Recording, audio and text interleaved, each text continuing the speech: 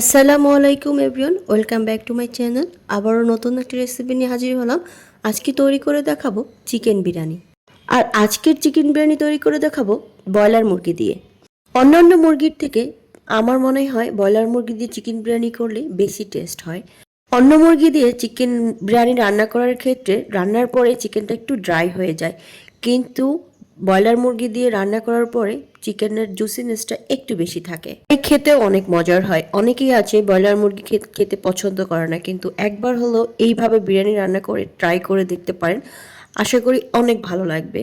আর আজকের রেসিপিটা একদম নতুনদের জন্য। খুবই সাধারণ কিছু মশলা দিয়ে তৈরি করে দেখাচ্ছি। আর চিকেন বিরিয়ানি রান্না করার জন্য আমি এখানে নিয়েছি ব্রয়লার মুরগি। আর ব্রয়লার মুরগিটা আমি একটু ছোট ছোট করে কেটে নিয়েছি, যাতে করে মাংসটার ভিতরে খুব ভালো করে মশলা যেতে পারে। আর তোমরা চাইলে বড় করেও নিতে পারো। আর এবার আমি নিয়ে নিচ্ছি চাল। আমি 1 কেজি মাংসের জন্য হাফ কেজি পরিমাণে চাল নিচ্ছি। আর বিরিয়ানি রান্নার ক্ষেত্রে সব সময় চাল এবং মাংসের মেজারমেন্টটা হতে হবে। মাংস যদি 1 কেজি হয়, সেই ক্ষেত্রে চালের পরিমাণ হাফ কেজি হবে, তাহলে রান্নার পরে মেজারমেন্টটা ঠিক হবে। আমি চালটাকে খুব ভালো করে ধুয়ে একটা ছাঁকনিতে পানিটাকে ছেঁকে নিব। এখানে কিন্তু চালটাকে ভিজিয়ে রাখা যাবে না, এতে করে কিন্তু ভিজিয়ে রাখলে কিন্তু বিরিয়ানিটা তেমন ঝরঝরা হয় না। তো এভাবে করলে কিন্তু বিরিয়ানিটা একদম ঝরঝরা হবে। আর এবার আমি বিরিয়ানি রান্না করার জন্য একটা মশলা তৈরি করে নিব। এখানে আমি 1 মুঠ পরিমাণে নিচ্ছি কিশমিশ। আর এবার আমি নিচ্ছি 1 মুঠ পরিমাণে কাজু বাদাম। আর এবার নিব আমি জয়ত্রী। খুবই সামান্য পরিমাণে জয়ত্রী ব্যবহার করতে হবে। এবার নিব জয়ফল। একটা জয়ফলের 3 ভাগের 1 ভাগ আমি ব্যবহার করেছি। জয়ত্রী এবং জয়ফল একটু কম পরিমাণে ব্যবহার করতে হবে, নয়তো কিন্তু বিরিয়ানিতে তিতা হয়ে যাবে বেশি পরিমাণে ব্যবহার করলে। এবার 3 টেবিল চামচ টক দই নিয়ে আমি খুব ভালো করে ফেটিয়ে রেখে দিচ্ছি। এবার মাংস রান্না করার জন্য আমি চুলায় একটা কড়াই বসিয়ে দিলাম। আর আমি মাংস রান্না করার ক্ষেত্রে সব সময় কড়াই ব্যবহার করি, এতে করে মাংসের যে ব্যাড একটা স্মেল আমার মনে হয় এটা থাকে না, কারণ খুব ভালো করে মাংসটা কষানো হয়। আর এবার আমি তেল দিয়ে দিয়েছি। তেল দেওয়ার পরে আমি দিয়ে দিচ্ছি আলু। আর সামান্য পরিমাণ লবণ দিয়ে আলুটাকে আমি হালকা করে একদম ফ্রাই করে নিব। আলুটা হালকা ভাজা হয়ে গেলে আমি আলুটাকে তুলে নিচ্ছি। আর আমি সেম তেলের ভিতরে আমি দিয়ে দিচ্ছি 1 কাপ পরিমাণে পেঁয়াজ কুচি।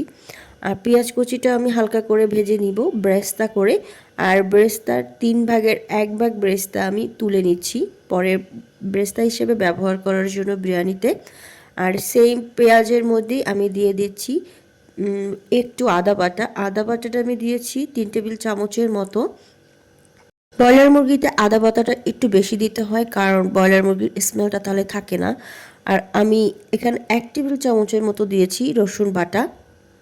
আর 3 টেবিল চামচের মতো দিচ্ছি পেঁয়াজ বাটা।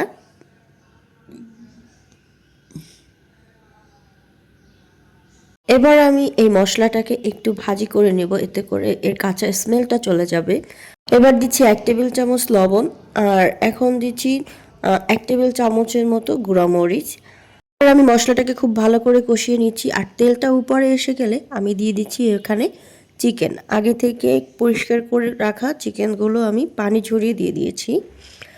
এবার আমি চিকেনটাকে খুব ভালো করে এই মশলার ভিতরে কষিয়ে নিব। এবার আমি এখানে দিচ্ছি 1 টেবিল চামচ জিরা বাটা। জিরা বাটা যদি না থাকে তাহলে অবশ্যই জিরা গুঁড়া দিতে পারো। আর এখানে আমি দিচ্ছি গরম মশলা, এলাচ, দারুচিনি, লবঙ্গ, গোলমরিচ, তেজপাতা। গরম মশলা দেওয়ার পরে আমি মাংসর সাথে গরম মশলাকে খুব ভালো করে মিশিয়ে নিচ্ছি। আর এখন আমি মাংসটাকে খুব ভালো করে কষিয়ে নিব। আর মাংস থেকে কিন্তু অলরেডি পানি বের হয়ে যাবে, আর সেই পানিটাকে আমি খুব ভালো করে কষিয়ে মাংস থেকে একদম তেল বের করে নিব। আমার মাংস থেকে অলরেডি তেল বের হয়ে গিয়েছে। এবার আমি দিয়ে দিচ্ছি সে আগে থেকে রেডি করে রাখা বাদাম এবং জয়ত্রী জয়ফলের পেস্ট। অবশ্যই বিরিয়ানিতে বাদাম এবং জয়ত্রী জয়ফল দেওয়ার চেষ্টা করবে, এতে করে কিন্তু বিরিয়ানির টেস্ট ভালো আসে, কিংবা স্মেলটাও কিন্তু জয়ত্রী জয়ফলের কারণে হয়ে থাকে। আর এখন আমি দিয়ে দিচ্ছি সেই টক দই। অবশ্যই টক দইকে ভালো করে ফেটিয়ে নিতে হবে, নয়তোবা রান্নার পরে একদম ফাটা ফাটা থাকবে, সেটা কিন্তু দেখতে ভালো লাগে না।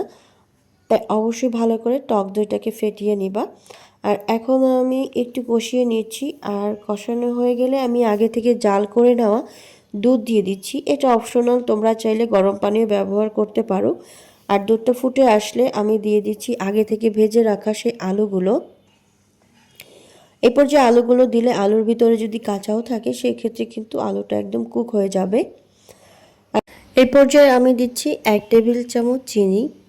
চিনিটা অপশনাল, দিলে হচ্ছে টেস্টটার একটা ব্যালেন্স আসে, সেক্ষেত্রে ভালো লাগে। আর এখন আমি মাংসটাকে একদম কষিয়ে নিচ্ছি। আর যখন ঝোলটা টেনে একদম মাখা মাখা হয়ে যাবে এই পর্যায়ে আমি চুলার আঁচটা বন্ধ করে দিচ্ছি। আর এবার আমি রাইস রান্না করব। রাইস রান্না করার জন্য একটা ফ্রাই প্যান বসিয়ে দিচ্ছি সামান্য পরিমাণে তেল আর অল্প পরিমাণে দিচ্ছি পেঁয়াজ কুচি। এখন আমি কিছু গরম মশলা দিয়ে দিচ্ছি, এলাচ, দারুচিনি আর তেজপাতা। এখন আমি মশলাটাকে একটু হালকা বাদামি করে ভেজে নিচ্ছি। আর এখন আমি চালটা দিয়ে দিচ্ছি। অবশ্যই চালটা ভালো করে পানি ঝরিয়ে নিতে হবে, এতে করে কিন্তু চালটা খুব তাড়াতাড়ি কষানো হয়ে যায়। আর এখন আমি চালটাকে খুব ভালো করে কষিয়ে নিচ্ছি, মানে পানি একদমই থাকবে না। আর এ পর্যায়ে আমি 1 টেবিল চামচের পরিমাণ দিচ্ছি লবণ।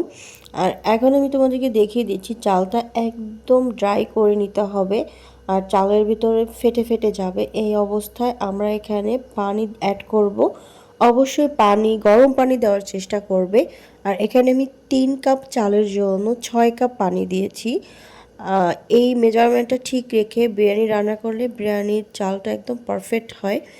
এখন আমি দিয়ে দিচ্ছি 1 মুঠ পরিমাণে কিশমিশ।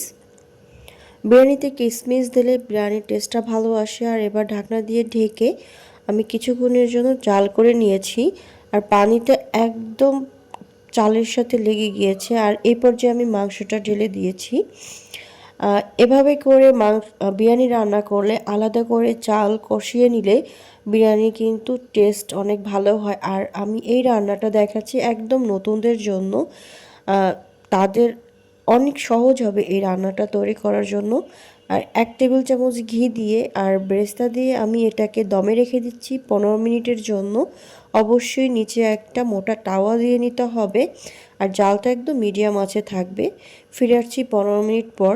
আমার বিরিয়ানিটা একদম পারফেক্ট হয়েছে, পারফেক্টভাবে রান্না হয়ে গেছে, সব কিছুই পারফেক্টভাবে সিদ্ধ হয়ে গেছে। আর রাইসটা একদমই ঝরঝরে হয়েছে। আর এবার আমি একটা প্লেটে সার্ভ করে দিয়ে দিচ্ছি আগে থেকে ভেজে রাখা ব্রেস্তা। আর এবার গরম গরম পরিবেশনের পালা। আজকের রেসিপিটা কেমন লেগেছে অবশ্যই কমেন্ট করে জানাবে। আর ভালো লাগলে অবশ্যই আমার চ্যানেলটাকে সাবস্ক্রাইব করে আমার চ্যানেলের পাশেই থাকবেন। দেখা হবে অন্য কোনো ভিডিওতে। আজকের মতো এই পর্যন্তই। আল্লাহ হাফেজ।